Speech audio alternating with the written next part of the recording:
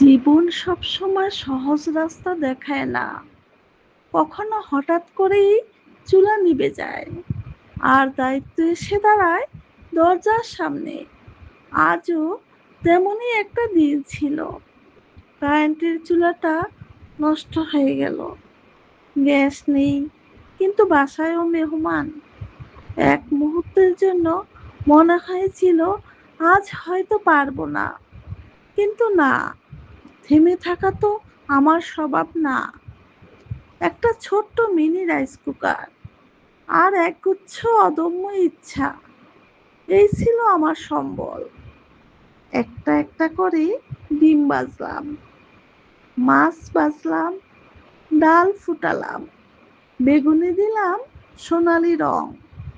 সময় লেগেছে, ক্লান্তিও এসেছে, কিন্তু ভালোবাসা থামেনি।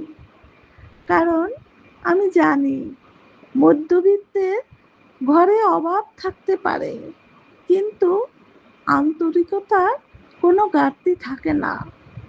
আলহামদুলিল্লাহ, শেষ পর্যন্ত মেহমানের প্লেটে হাসি তুলে দিতে পেরেছি। জীবন আজ আবার শিখালো, সবকিছু না থাকলেও মনের মতো মন থাকলেই ভালোবাসা সম্পর্ক গভীর হয়।